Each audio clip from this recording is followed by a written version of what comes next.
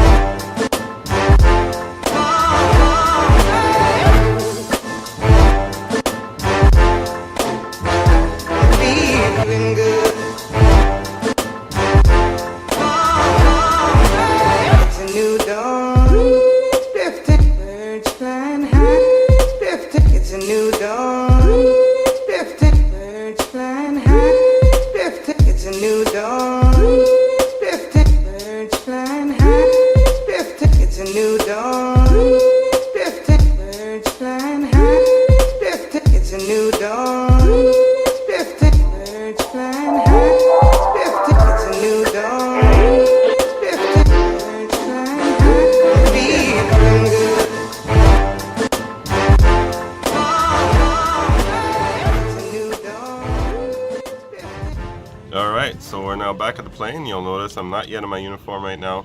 It's pretty warm on the ramp, and honestly, like, I don't want to sweat over the uniform. So just gonna stay in civvies until they move us. They can put some air. Here in Nice, it's pretty interesting because of the noise restrictions. You can't even run the APU for more than half an hour prior to your departure. So they'll give us a GPU eventually, but even that won't be enough to create cold air, obviously, because we have to have air running through the packs in the plane. So they'll put in something like basically a big air conditioner, big hose that'll come into the cabin and give us some cool air.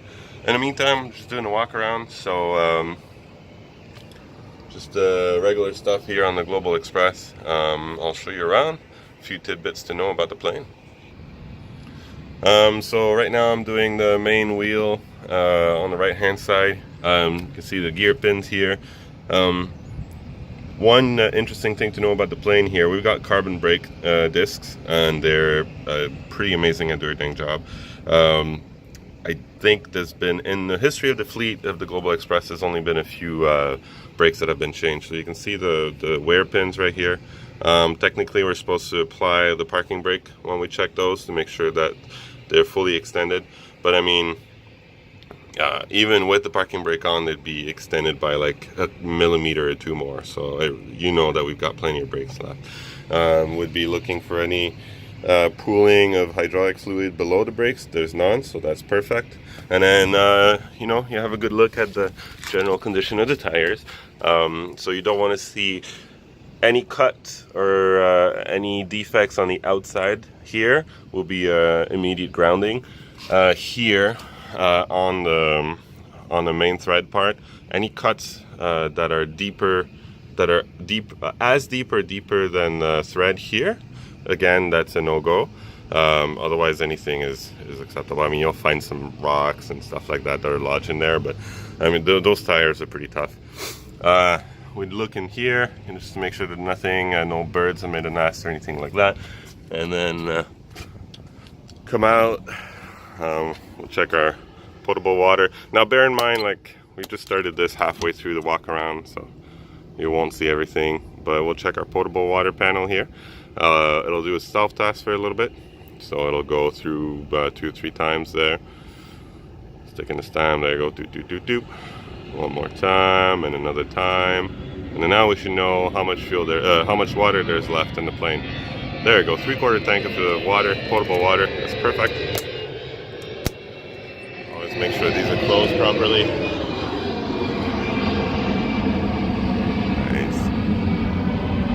Alright, and then as we go here, look for any oil staining or anything like that, so that's out of the ordinary. Come under here, counter static wicks, and look at the general condition of the tail and the empennage.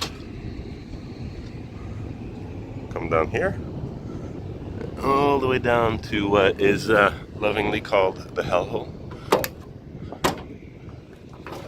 Gonna open it. I'm gonna latch it so it doesn't blow in the wind, and then it's like a car hood.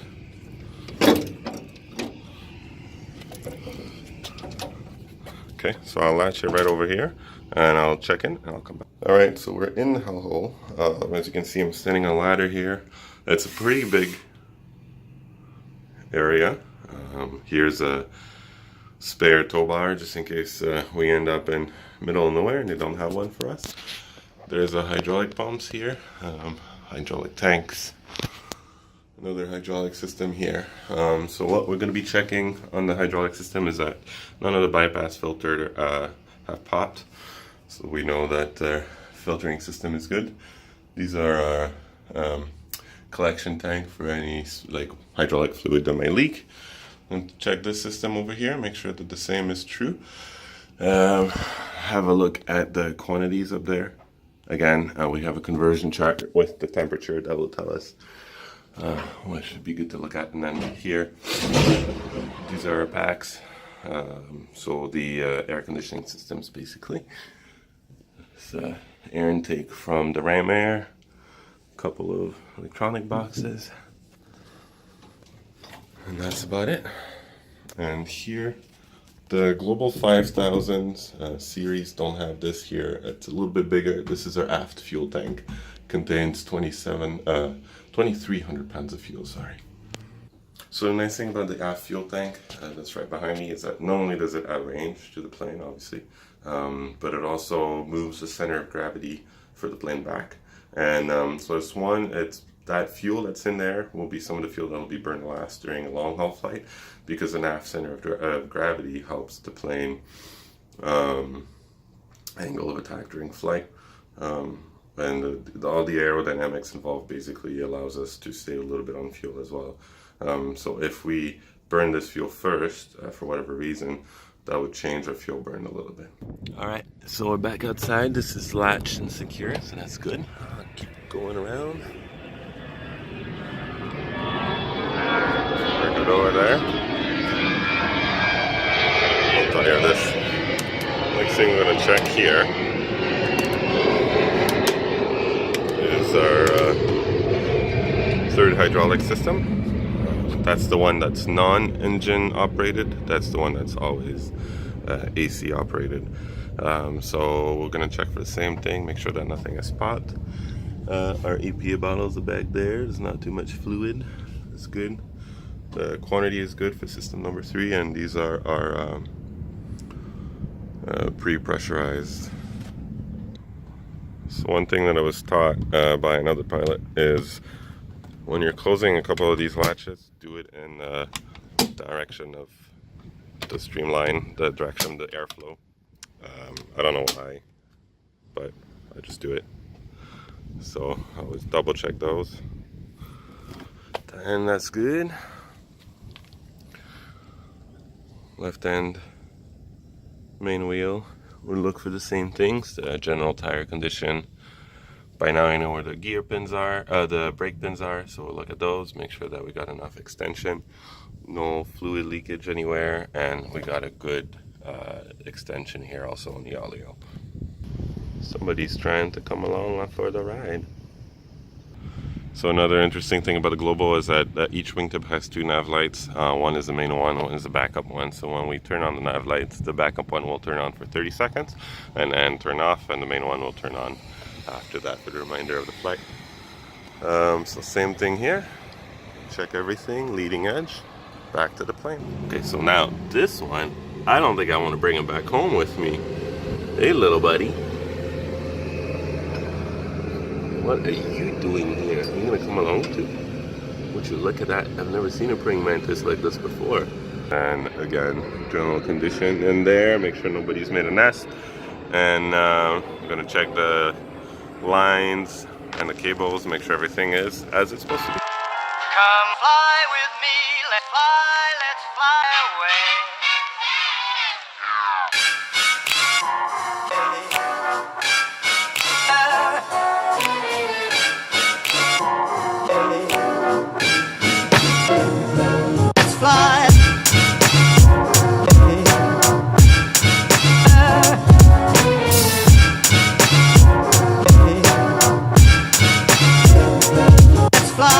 Perfect day, perfect day, perfect day, perfect day, perfect day, perfect day, perfect day, perfect day.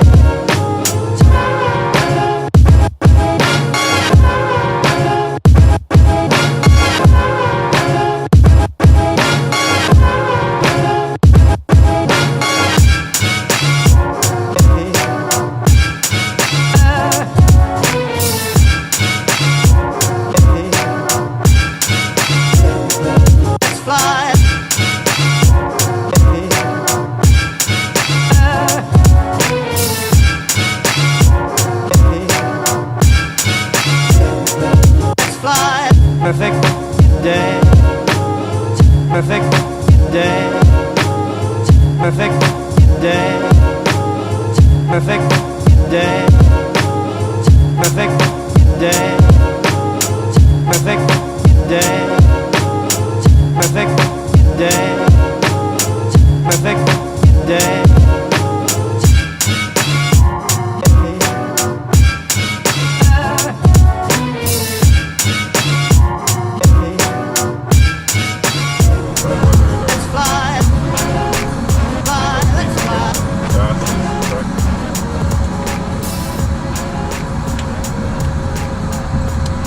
Take off 04 right, that's right then. That's it.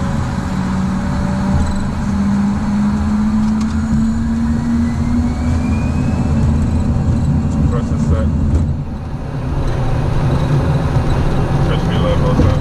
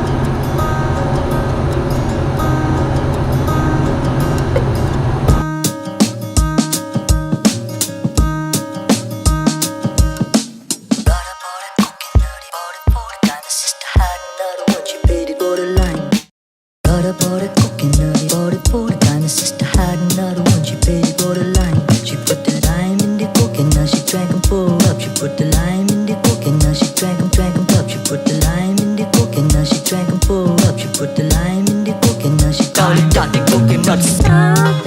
Ain't there nothing I can take. I said stop. Leave us barely, leave us take. I said stop. Ain't there nothing I can take. I said stop. Leave us barely, leave us take. I said.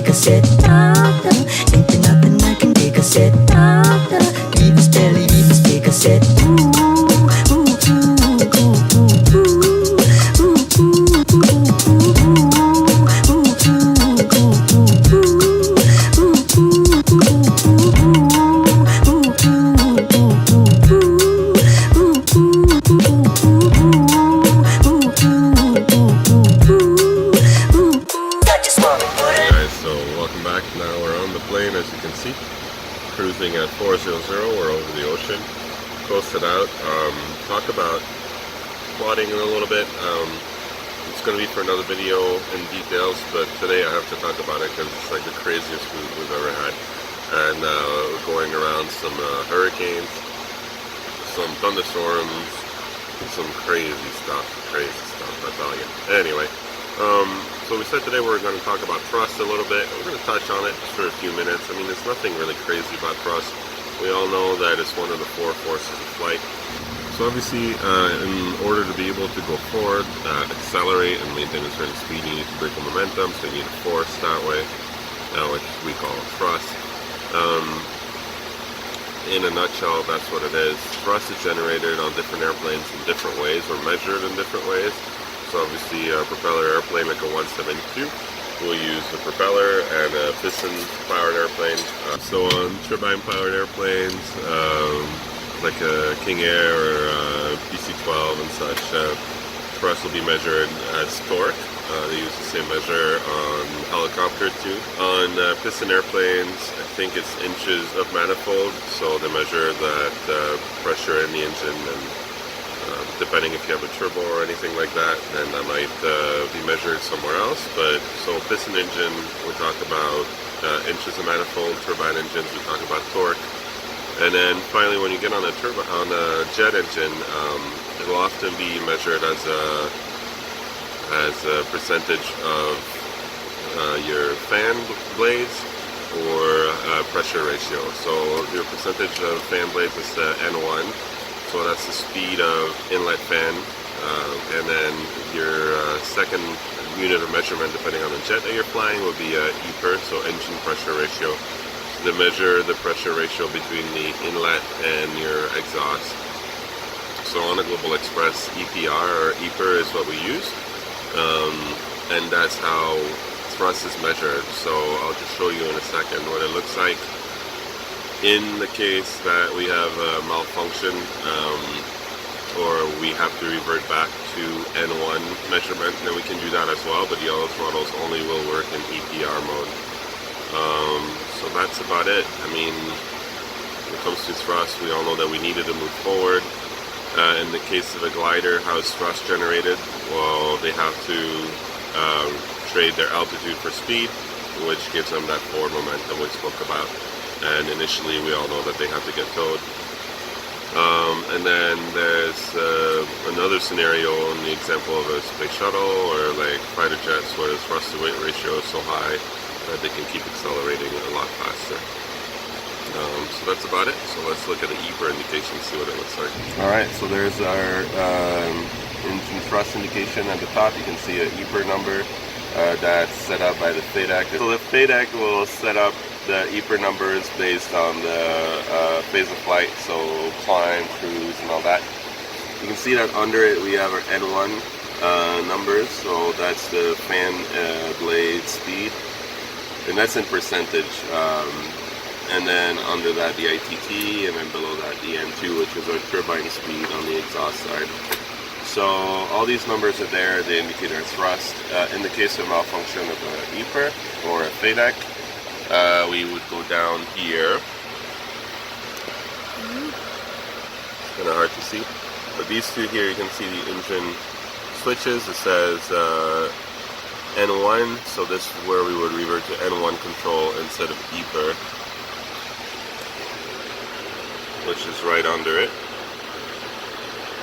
So we were talking a little bit earlier about plotting. Like I said, I'll talk about this more in detail in another video, but today I have to show you this, guys, because this is quite something. So we're crossing from Europe going back to North America, and I've never seen a route like this, and we're literally going around a couple of systems. Thankfully the altitude that we have, we can fly over most of it, but still, let me show you the route. You'll understand. Alright, so we're leaving from over France here as we cross. And you can see our route here. We were supposed to go up this way and go down, and you'll see that we had to change that. We got a different clearance. And then on the way down here, bear in mind these here are other transatlantic tracks. So we end up going down, crossing all three of them north, and then back down through them and into North America. Now let me show you the weather and you'll understand what's going on here. So leaving France, as we head out here, we have to do this little jaunt, and typically we do a great circle, which would take you all the way north up here and down. Now you can see here why we're not heading out north that way. First of all, if you don't know what that means, a little tropical depression here, and then so we head back under that, and then back north here to avoid this thunderstorm area, and then back south again so we can go under this turbulence area, and finally down into your destination. Some pretty crazy weather here today. Thankfully though, at 400 it's pretty smooth, and we might climb up a little bit later. I can see everything below. Over the city in an airplane. I can see everything below.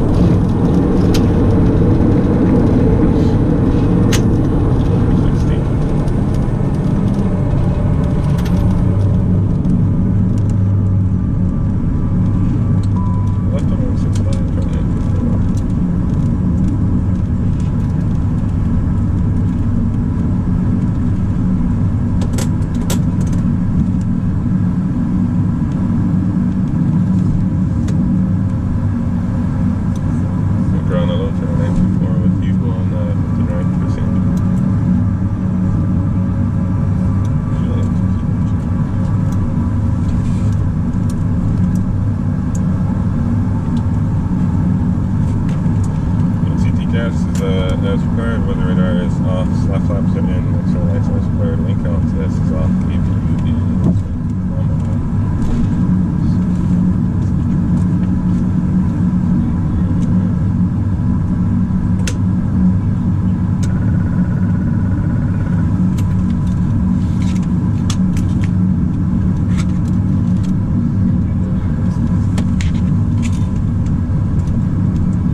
That's right.